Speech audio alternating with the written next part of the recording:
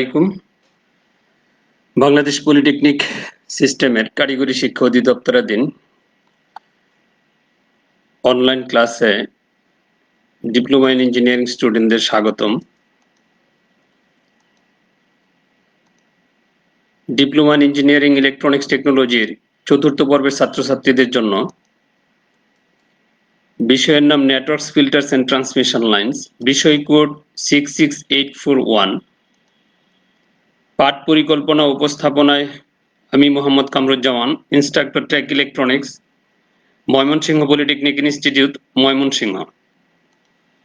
আজকে আমরা আলোচনা করব অধ্যায় 9 লাইন কনস্ট্যান্ট এবং ইম্পিডেন্স ম্যাচিং এর বৈশিষ্ট্য। অধ্যায় 9 এ আছে আমাদের সিলেবাস অনুযায়ী যে 9.1 primary line constant, secondary line কনস্ট্যান্টের সংজ্ঞা। 9.2 তে আছে প্রাইমারি কনস্ট্যান্টের মাধ্যমে আলফা, বিটা, গামা এবং ও ক্যারেক্টারিস্টিক্স ইম্পিডেন্স, যেটা জেড ও দ্বারা প্রকাশ করা হয়, এর মান নির্ণয়। 9.3 তে আছে ট্রান্সমিশন লাইনে ন্যূনতম এটুনিয়েশন, ন্যূনতম ডিস্টোরশন এবং ডিস্টোরশনের শর্ত। 9.4 কন্টিনিউয়াস লোডিং এবং ল্যাম্প লোডিং এর বর্ণনা। 9.5 কন্টিনিউয়াস লোডিং এবং ল্যাম্প লোডিং এর ব্যবহার। 9.6 লোডিং কয়েলের গঠন বর্ণনা। 9.7 লোডিং কয়েলের ব্যবহার। 9.8 ট্রান্সমিশন লাইনের input impedance. 9.9 single star, double star ও কোয়ার্টার ওয়েভ ট্রান্সফরমারের ইম্পিডেন্স ম্যাচিং ব্যাখ্যা। 9.10 উচ্চ ফ্রিকোয়েন্সি ট্রান্সমিশন লাইনের বৈশিষ্ট্য এবং 9.11 প্রতিফলিত এবং স্ট্যান্ডিং ওয়েভের ধারণা এবং এর প্রতিফলিত সহগের সংজ্ঞা, এদের সম্পর্ক। আমরা এই সিলেবাসগুলোর মধ্যে যে পয়েন্টগুলো আছে, হয়তো সবগুলো পয়েন্ট আলোচনা করা যাবে না, তো যেগুলো ইম্পর্টেন্ট আমি ওইগুলো আলোচনা করতেছি এবং সবগুলো যেটার সাথে সম্পর্কযুক্ত আছে কয়েকটা পয়েন্ট থাকবে, যেটা তোমরা বাড়ির কাজ করে ওই সংশ্লিষ্ট টিচারের কাছে জমা দিবে। আমরা প্রথমে আলোচনা করব, তোমরা একটু মনোযোগ দিয়ে শোনো।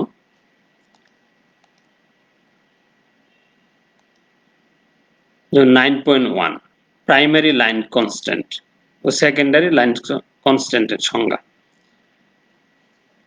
প্রাইমারি লাইন কনস্ট্যান্ট কি? যে কোনো ট্রান্সমিশন লাইন যেসব মূল উপাদান দিয়ে তৈরি, সেই সমস্ত মূল উপাদানকে প্রাইমারি লাইন কনস্ট্যান্ট বলে। আমি আবার বলতেছি যে প্রাইমারি লাইন কনস্ট্যান্ট হচ্ছে কোনো ট্রান্সমিশন লাইন যেসব মূল উপাদান দিয়ে তৈরি, সেই সমস্ত মূল উপাদানকে প্রাইমারি লাইন কনস্ট্যান্ট বলে। যেমন resistance, inductance, capacitance and conductance.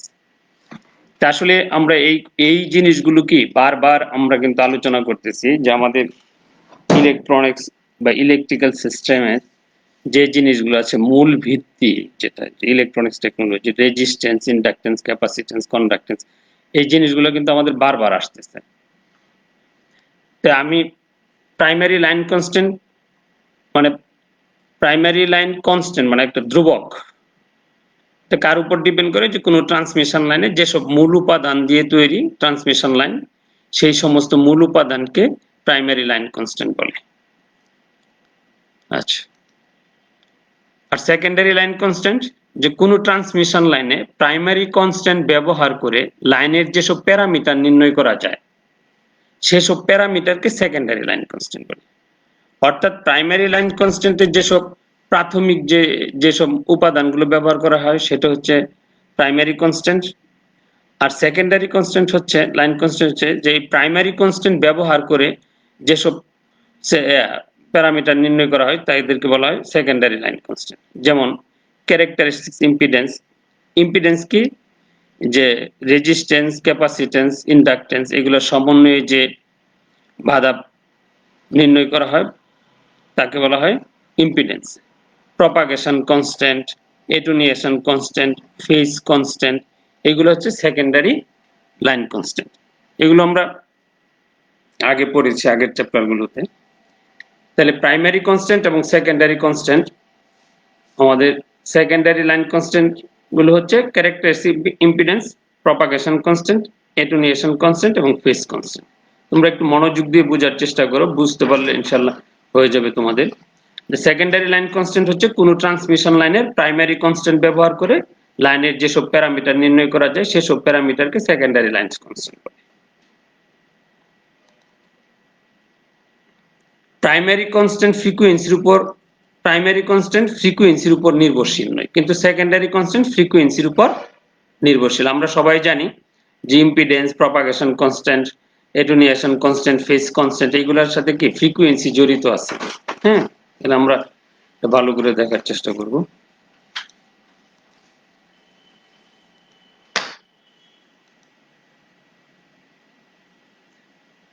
তারপর হচ্ছে 9.2, যে প্রাইমারি কনস্ট্যান্টের মাধ্যমে আলফা, বিটা, গামা ও ক্যারেক্টারিস্টিক ইম্পিডেন্সের মান নির্ণয়।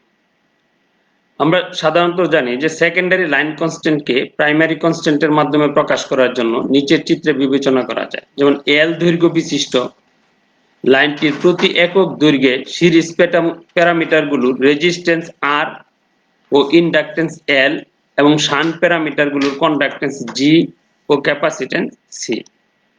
যে এই একটা চিত্র দেওয়া আছে, যে এখানে কি দেওয়া আছে, যে সিরিজে এল এবং আর দেওয়া আছে। যদি এইগুলো আবার দেওয়া থাকে, যে এরকম যদি এই প্রাইমারি সেকশনে যেমন এল আর দেওয়া আছে, সেকেন্ডারিতে যদি একটা টি সেকশনের মতো ধরা হয়, যদি এখানে এল আর দেওয়া থাকে, এখানে যদি ইন্ডাক্টরের মানটা এল বাই টু আর এখানে যদি আর বাই টু হয়, আর এই পাশে যদি এল বাই টু এবং আর বাই টু হয়, আর এইখানে যে প্যারালালে দেওয়া আছে সি এবং জি, কন্ডাক্টেন্স এবং ক্যাপাসিটেন্স, তাহলে আমরা এই সার্কিটটি নির্ণয় করতে পারবো। তা আমি আবার তোমাদেরকে বোঝার স্বার্থে বলতেছি যে এখানে যেটা দেওয়া আছে যে L by two R by two, যে টি সেকশনের মতো এই পাশে যদি একটা ইন্ডাক্টর এবং রেজিস্টর থাকে, সেটার মান হবে এল বাই টু এবং আর বাই টু। আমরা সেই প্রেক্ষিতেই এই সার্কিটটা দেখানো হয়েছে। আমরা এক পোর্শন দেখেছি, আরেক পোর্শনে তোমরা ধরে নিবে যে এইখানে একটা ইন্ডাক্টর আছে এবং রেজিস্টর আছে। সেটা হচ্ছে ইন্ডাক্টরটা হচ্ছে এল বাই টু, রেজিস্টরের মান হচ্ছে আর বাই টু। আমরা আরেকটা চিত্র মাধ্যমে দেখাইতে পারি যে আমরা এখানে যেটা ধরে নিয়েছি যে এই যে এখানে আর বাই টু এই রেজিস্টর, আর এখানে এক্স বাই টু ইন্ডাক্টরটা দেখা হয়েছে, এটা এল বাই টু আমরা ধরে নিব। আর এখানে আছে এই পাশে যেমন আর বাই টু আছে, এটা এল বাই টু আছে, এটা আছে এল বাই টু। তো এরকম যদি আমরা টি সেকশনের মধ্যে ধরে নেন, এবং এইখানে একটা যেমন এই পাশে কিন্তু দুইটা দেওয়া আছে, ক্যাপাসিটর এবং কন্ডাক্টেন্স এবং ক্যাপাসিটেন্স। তো এইখানে দেওয়া আছে ওয়াই এবং সি, যে এই পাশে একটা কন্ডাক্টেন্স ধরে নিব, একটা ক্যাপাসিটেন্স ধরে নিব। আমরা সেই ক্ষেত্রে যদি জেড সমান সমান কি পাবো, যে R plus J omega L এবং ওয়াই সমান সমান G J omega C, Y মানে 1 by Z.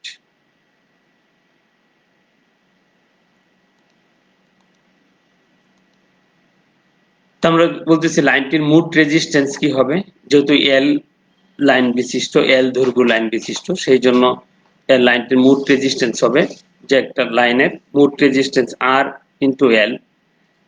R into L means যে এল লাইন বিশিষ্ট যেহেতু, এই জন্য রেজিস্ট্যান্সের সাথে গুণ হচ্ছে।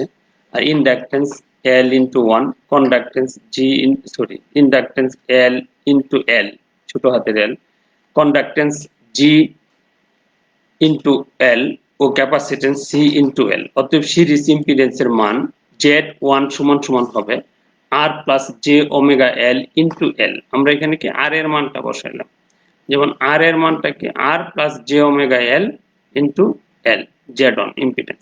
এবং শান্ট ইম্পিডেন্সের মান যেহেতু এই দুইটা সিরিজে আছে, রেজিস্ট্যান্স এবং ইন্ডাকটেন্স সিরিজে আছে, সেই জন্য এইটা হচ্ছে আর ইন্টু এল এর মান, অর্থাৎ জেড অন। এবং শান্ট ইম্পিডেন্সের মান জেড টু সমান সমান 1 by G omega C, 1 by G plus J omega C into L. এটা জিটা হচ্ছে কন্ডাক্টেন্স এবং সি হচ্ছে ক্যাপাসিটেন্স।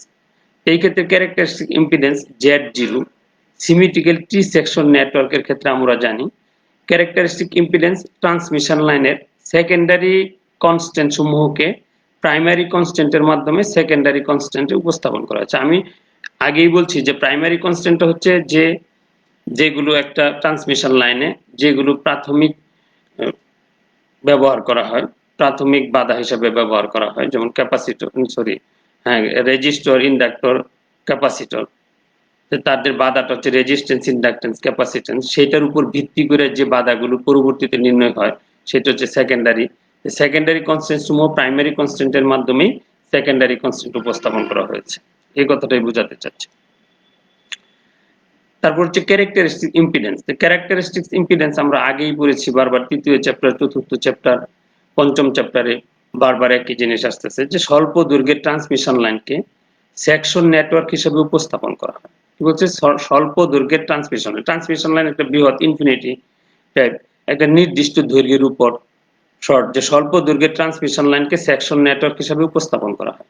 সাধারণত সেকশনকে একক দৈর্ঘ্য বিবেচনা করে, যে কোনো একটা নির্দিষ্ট 1 ইঞ্চি, 1 সেন্টিমিটার, 1 মিটার, এরকম নির্দিষ্ট একটা লাইনের উপর।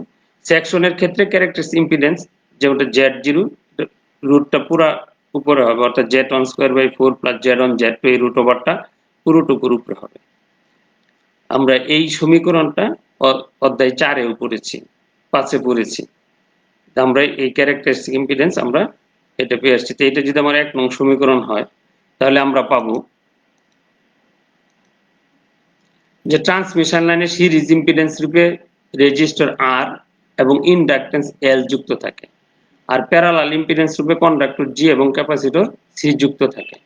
তো সেই ক্ষেত্রে আমাদের, অতএব আমরা এটা লিখতে পারি যে Z1 সমান সমান আমরা যা পাইছি যে R plus J omega L into L, এবং Z2 সমান সমান 1/G plus J omega CL, যেটা দুইটা সমীকরণ আগে দেখানো হয়েছে, বা দুইটার ভ্যালু, যেটা Z1 সিরিজ ক্যারেক্টারিস্টিক ইম্পিডেন্স এবং Z2 প্যারালাল ক্যারেক্টারিস্টিক ইম্পিডেন্স, আর Z0 হচ্ছে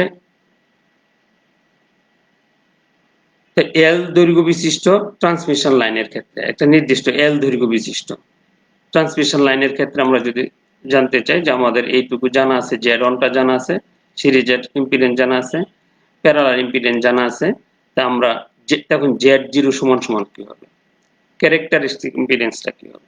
তা আমরা ক্যারেক্টারিস্টিক ইম্পিডেন্স 1 নং এ যা পাইছি ওইখানে যদি আমরা মানটা বসাই, যে আমরা পাইছি কি Z1²/4 প্লাস Z1 Z2, তো Z1 এর মান বসাই দিলাম, Z1 এর মানটা বসাই দিলে এটা হলো, আর এখানে Z2 এর মানটা বসাই দিলাম। তো Z1 এবং Z2 এর মান বসানোর পরে Z0 এর মান এটা। এটা যদি এখন আমরা যদি L এটা 0 লিমিট পর্যন্ত হয়, তবে L² বিশিষ্ট পদটি যদি নগণ্য হয়, এই পদটা যদি আমরা নগণ্য ধরি, তাহলে আমরা Z0 এর মানটা কি পাবো, যে আমার Z0 এর মান আসবে সমাধান করার পরে, যে আমরা Z0 আমরা যদি এটা সমাধান করি তাহলে Z0 এর মানটা আমি পাবো R plus J omega L by G plus J omega C। এইটা যদি আমরা 2 নং সমীকরণ ধরি তাহলে আমরা পাবো যে, সুতরাং এই সমীকরণটার ভিত্তি করে আমি আউটপুট ক্যারেক্টারিস্টিক্স এর মানটা নির্ণয় করতে পারবো। অর্থাৎ সুতরাং 2 নং সমীকরণের ডান পার্শ্ব প্রাইমারি কনস্ট্যান্ট, যার মাধ্যমে ক্যারেক্টারিস্টিক ইম্পিডেন্স নির্ণয় করা যায়। এখানে কি প্রাইমারি কনস্ট্যান্ট মানে এটা তো ক্যারেক্টারিস্টিক ইম্পিডেন্স Z0, আর এখানে আমার কি আছে, R আছে, L আছে, G আছে, C আছে। R মানে রেজিস্ট্যান্স, L মানে ইন্ডাকট্যান্স, G মানে কন্ডাক্টেন্স, মানে সিম ক্যাপাসিট্যান্স। তাহলে এই চারটাই তো আমার প্রাইমারি কনস্ট্যান্ট। এই প্রাইমারি গুলোর উপর ডিপেন্ড করে আমি আমার এখান থেকে কি Z0 বা ক্যারেক্টারিস্টিক ইম্পিডেন্সের মানটা নির্ণয় করতে পারবো। আশা করি সবাই বুঝতে পারছো এই বিষয়টা। এর পরবর্তীতে দেখা যাক। তারপরে প্রাইমারি লাইন কনস্ট্যান্টের মাধ্যমে প্রপাগেশন কনস্ট্যান্ট নির্ণয়। প্রাইমারি লাইন কনস্ট্যান্টের মাধ্যমে প্রপাগেশন কনস্ট্যান্ট নির্ণয়। তা আমরা কিন্তু আগেও আরেকটা সমীকরণে পড়ে আসছি যে ই টু দি পাওয়ার, যেহেতু L লাইন বিশিষ্ট, L লাইন বিশিষ্ট, এই জন্য ই টু দি পাওয়ার আমরা পড়ে আসছিলাম আগে প্রপাগেশন কনস্ট্যান্ট যে e to the power gamma. যেহেতু এখন L লাইন বিশিষ্ট এটা প্রপাগেশন কনস্ট্যান্ট, এই জন্য হবে e to the power gamma L।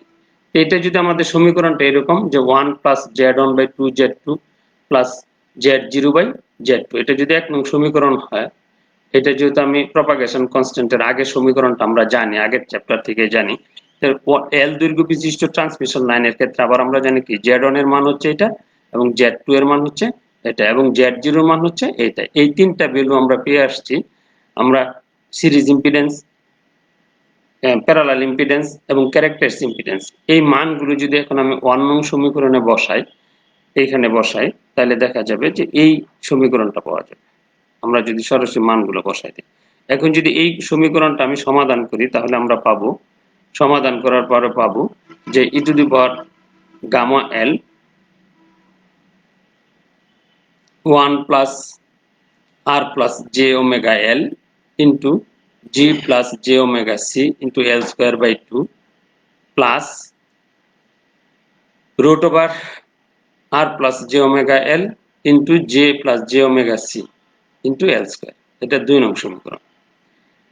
এখন যদি e to the power gamma l সূচকের ধারারূপে বর্ধিত করে পাওয়া যায়, যেহেতু এই লাইনটা একটা, এই সমীকরণটা একটা নির্দিষ্ট একক লাইনের উপর, কিন্তু এই লাইনটা তো ইনফিনিটি টাইপ, এই জন্য যদি আমি এই সমীকরণটা কোনো ইনফিনিটি সূচকের ধারারূপে বর্ধিত করে পাওয়া যায়, তাহলে আমার এই সমীকরণটা আসবে, 3 নং সমীকরণটা আসবে, অর্থাৎ 1 plus gamma l 1 plus gamma l gamma square l square by 2 gamma plus gamma cube l square by 3 dot dot dot infinity পর্যন্ত চলে আসবে।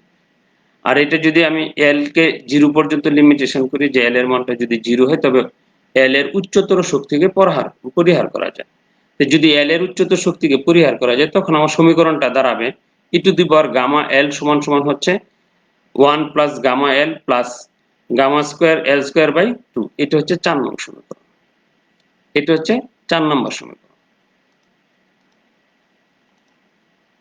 তো এখন 2 নং ও 4 নং সমীকরণ তুলনা করলে যা পাওয়া যাবে, যদি l সমান সমান 1 হয়, সেই ক্ষেত্রে গামা l সমান সমান আমার দাঁড়াবে যে root over r plus J omega l into G plus J omega C into L square.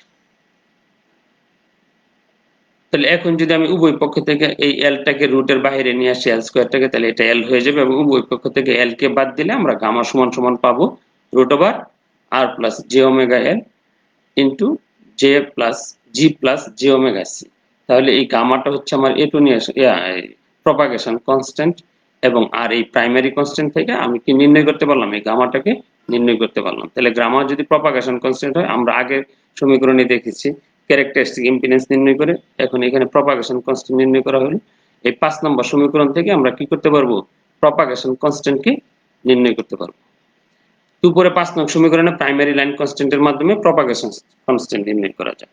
এইভাবে তোমরা যদি প্রাইমারি লাইন কনস্ট্যান্টের মাধ্যমে এটুনিয়েশন এবং ফেজ কনস্ট্যান্ট নির্ণয় করবে, আমি প্রপাগেশন কনস্ট্যান্ট এবং ক্যারেক্টারিস্টিক ইম্পিডেন্স দেখিয়ে দিলাম, তোমরা এখন নির্ণয় করবে এটুনিয়েশন এবং ফেজ কনস্ট্যান্ট, এবং প্রাইমারি লাইন কনস্ট্যান্টের মাধ্যমে ক্যারেক্টারিস্টিক ইম্পিডেন্স নির্ণয়, যেটা আমি আগে দেখিয়েছি, এবং তোমরা আবার এটা আলোচনা করবে, তাহলে তোমরা এটা সহজ হবে তোমাদের বুঝতে।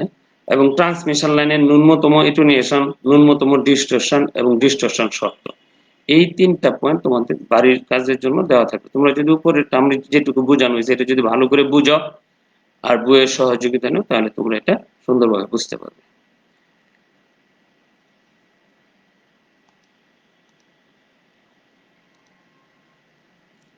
তারপর হচ্ছে 9.4 কন্টিনিউয়াস লোডিং এবং ল্যাম্প লোডিং বর্ণনা। কন্টিনিউয়াস লোডিং এবং ল্যাম্প লোডিং এর বর্ণনা, এখানে আমাকে আগে বুঝতে হবে যে লোডিং কি। বলতেছি কোন ট্রান্সমিশন লাইনে ডিস্টরশন মুক্ত শর্ত পাওয়ার জন্য নির্দিষ্ট ব্যবধানে লাইন কন্ডাক্টরের সাথে উপযুক্ত মানের ইন্ডাক্টেন্স সিরিজে যুক্ত করতে হয়। কি বলছে, কোন ট্রান্সমিশন লাইনে ডিস্টরশন মুক্ত শর্ত পাওয়ার জন্য নির্দিষ্ট ব্যবধানে লাইন কন্ডাক্টরের সাথে উপযুক্ত মানের ইন্ডাক্টেন্স সিরিজে সংযুক্ত করতে হয়। এই ব্যবস্থাপনাকে লোডিং বলে। লোডিং এর প্রকার continuous loading, lamp loading. Loading হচ্ছে আবার 2 ধরনের, কন্টিনিউয়াস লোডিং মানে একটা পরপর থাকতে থাকবে, আর একটা হচ্ছে ল্যাম্প লোডিং। কন্টিনিউয়াস লোডিং কি, ট্রান্সমিশন লাইনের চারপাশে লোহার আবরণ দ্বারা আবৃত থাকে, এই কারণে পরিহারে ইন্ডাক্টেন্স বৃদ্ধি পায়। এই ইন্ডাক্টেন্স বৃদ্ধি পাওয়া সিস্টেমটাকে বলে কন্টিনিউয়াস লোডিং। কন্টিনিউয়াস লোডিং কি বলছে, যে কন্টিনিউয়াস লোডিং কি, যে ট্রান্সমিশন লাইনের চারপাশে লোহার আবরণ দ্বারা আবৃত থাকে, এই কারণে পরিবাহীর ইন্ডাকটেন্স বৃদ্ধি পায়। ইন্ডাকটেন্স বৃদ্ধি পায় মানে যে লোডের মাধ্যমে, এটা ওয়ান কাইন্ডস অফ লোড, যেহেতু এই লোডের মাধ্যমে এটার ইন্ডাকটেন্সটা বৃদ্ধি পেতেছে, বাধার পরিমাণ বৃদ্ধি পাচ্ছে, এই জন্য এটা একটা লোড। এটাকে সাধারণত এল দ্বারা শনাক্ত করা হয়, যেমন L equal mu by 1 plus d by n t milli henry, এর একক মিলি হেনরিতে প্রকাশ করা হয়। এখানে এলটা হচ্ছে পরিবাহীর ইন্ডাকটেন্স, মিউ হচ্ছে ব্যবহৃত ম্যাগনেটিক পদার্থের প্রবেশ্যতা, টি হচ্ছে লোহা বা আয়রনের পুরুত্ব, ডি হচ্ছে পরিবাহীর ব্যাস, এবং এন হচ্ছে লোহার আয়রন সংখ্যা। তাহলে এই ভ্যালুগুলো যদি আমার জানা থাকে, বা এখানে যে কোনো এটা জানা থাকলে এই এল এর মান নির্ণয় করা সহজ হয়ে যায়। আর ল্যাম্প লোডিং, যে কোনো ট্রান্সমিশন লাইনের ইন্ডাকটেন্স বৃদ্ধি করতে হলে ওই ট্রান্সমিশন লাইনের নির্দিষ্ট খরচে কয়েল স্থাপন করতে হয়। এই পদ্ধতি থেকে ল্যাম্প লোডিং বলে, অর্থাৎ কয়েল স্থাপন করতে হয়, মাঝে মাঝে কয়েল ট্রান্সমিশন লাইনের নির্দিষ্ট খরচে কয়েল স্থাপন করতে হয়, এই পদ্ধতিকে বলে ল্যাম্প লোডিং। আমি আবার বলতেছি যে কোন ট্রান্সমিশন লাইনের ইন্ডাকটেন্স বৃদ্ধি করতে আগে ওদের যে ট্রান্সমিশন লাইন ব্যবহার করতে যেতে হতো, তো ওইটার মধ্যে নির্দিষ্ট যেহেতু লোহার আবরণ থাকে, ওই জন্য যে লোডটা বাড়ে ওই লোহার আবরণের জন্য, ওইটাকে বলে কন্টিনিউয়াস লোডিং। আর ল্যাম্প লোডিংটা হচ্ছে যেটা আমরা কি করতেছি, যে একটা নির্দিষ্ট ইন্ডাকটেন্স বৃদ্ধি করার জন্য ট্রান্সমিশন লাইনে একটা নির্দিষ্ট খরচের কয়েল ব্যবহার করতে হয়, ওই কয়েলটাকে বলা হয়, কয়েলটা ব্যবহারের জন্য যে লোড হয় সেটাকে বলা হয় ল্যাম্প লোডিং পদ্ধতি। কন্টিনিউয়াস লোডিং এবং ল্যাম্প লোডিং এর ব্যবহার, যে বলতেছে কন্টিনিউয়াস লোডিং এর ব্যবহার, কন্টিনিউয়াস লোডিং কে নিম্নলিখিত ক্ষেত্রে ব্যবহার করা যায়।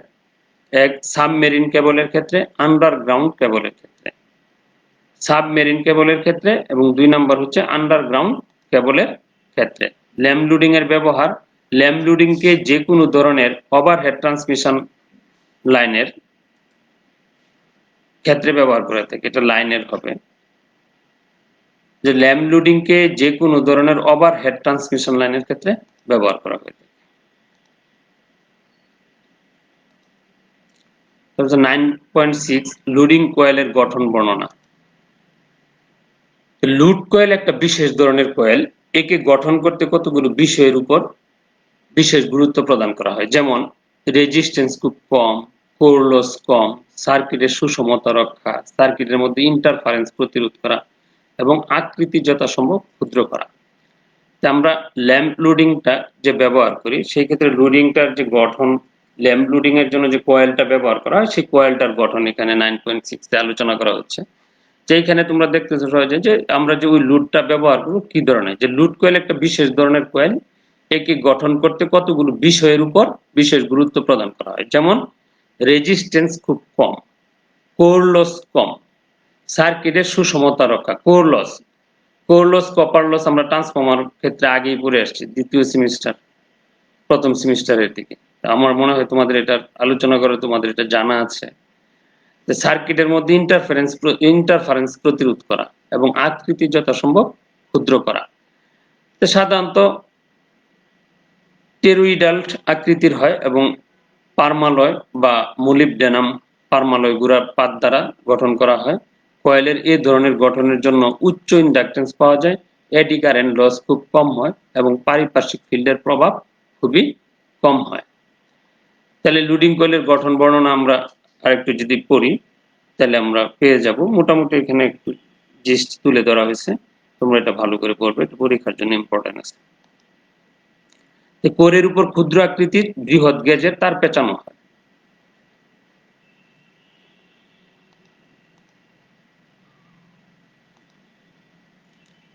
লোডিং কয়েলের ব্যবহার, নিচে লোডিং কয়েলের ব্যবহার দেওয়া হলো, যে এক, সাবমেরিন কেবলে লোডিং কয়েল ব্যবহৃত হয়, স্যাটেলাইট কমিউনিকেশনে লোডিং কয়েল ব্যবহৃত হয়, রেডিও এবং টেলিভিশনে ট্রান্সমিটিং লাইনে ব্যবহৃত হয়, টেলিফোন এবং টেলিগ্রাফ লাইনে লোডিং কয়েল ব্যবহৃত হয়, আন্ডারগ্রাউন্ড ট্রান্সমিশন লাইনে লোডিং কয়েল ব্যবহৃত হয়।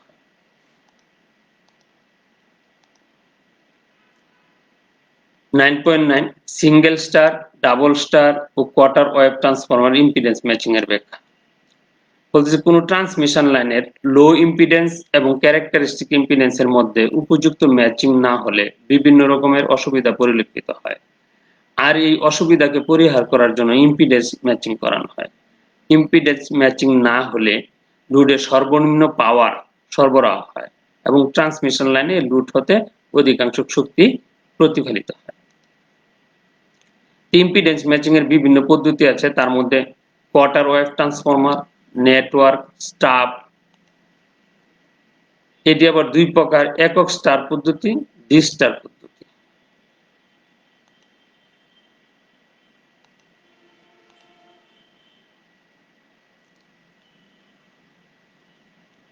আসলে এইগুলো আমরা যেটা একটু আলোচনা করব, যেটা সংক্ষেপে এগুলো ছোট ছোট আলোচনা, যে কোয়ার্টার ওয়েভ ট্রান্সফরমারের মাধ্যমে ইম্পিডেন্স ম্যাচিং। আমরা ইম্পিডেন্স ম্যাচিং আগের চ্যাপ্টারগুলোতে পড়েছি বারবার। ইম্পিডেন্স ম্যাচিং, নেটওয়ার্কের মাধ্যমে ইম্পিডেন্স ম্যাচিং, স্টাবের মাধ্যমে ইম্পিডেন্স ম্যাচিং, উচ্চ ফ্রিকোয়েন্সি ট্রান্সমিশন লাইনের বৈশিষ্ট্য।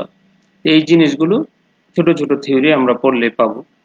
তাহলে আমরা এটা দেখে নেব, যে এটা আমরা বাড়ির কাজের জন্য রেখে দিছি এই 4টা পয়েন্ট। তোমরা এটা বাড়ির কাজ করে নিয়ে আসবে।